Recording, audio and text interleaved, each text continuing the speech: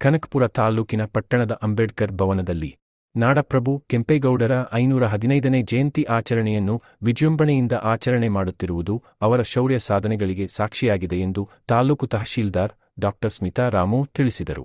ಕಾರ್ಯಕ್ರಮದ ಅಧ್ಯಕ್ಷತೆ ವಹಿಸಿ ಮಾತನಾಡಿದ ಅವರು, ಕೆಂಪೇಗೌಡರು ನಾಡಿಗೆ ನೀಡಿದ ಕೊಡುಗೆಯನ್ನು ರಾಜ್ಯ ಮತ್ತು ರಾಷ್ಟ್ರ ಎಂದಿಗೂ ಮರೆಯಲು ಸಾಧ್ಯವಿಲ್ಲ.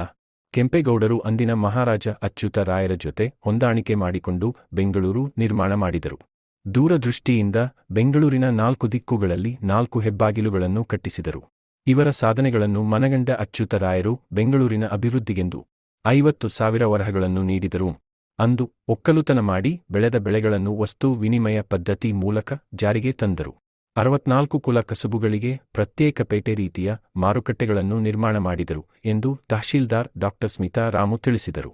ಕಾರ್ಯಕ್ರಮದಲ್ಲಿ ರಾಮನಗರ ಬಿಜಿಎಸ್ ಶಾಖಾ ಮಠದ ಪೀಠಾಧ್ಯಕ್ಷರಾದ ಪರಮಪೂಜ್ಯ ಶ್ರೀ ಅನ್ನದಾನೇಶ್ವರ ಸ್ವಾಮೀಜಿಗಳು, ಕ್ಷೇತ್ರ ವಿಸ್ತರಣಾಧಿಕಾರಿ ಭೈರಪ್ಪ, ಪ್ರಗತಿಪರ ಸಂಘಟನೆಗಳ ಒಕ್ಕೂಟದ ಅಧ್ಯಕ್ಷ ಕುಮಾರಸ್ವಾಮಿ, ಸರ್ಕಾರಿ ನೌಕರರು, ಆಶಾ ಕಾರ್ಯಕರ್ತೆಯರು ಮತ್ತು ನೂರಾರು ಶಾಲಾ ಕಾಲೇಜು ವಿದ್ಯಾರ್ಥಿಗಳು ಭಾಗವಹಿಸಿದ್ದರು. ಈ ಸಂದರ್ಭದಲ್ಲಿ ಕೆಂಪೇಗೌಡರ ಬಗ್ಗೆ ಪುಸ್ತಕ ಬರೆದ ಶಿಕ್ಷಕರು ಸೇರಿದಂತೆ ಅತಿ ಹೆಚ್ಚು ಅಂಕ ಗಳಿಸಿ ತೇರ್ಗಡೆ ಹೊಂದಿದ ವಿದ್ಯಾರ್ಥಿಗಳನ್ನು ಸನ್ಮಾನಿಸಲಾಯಿತು.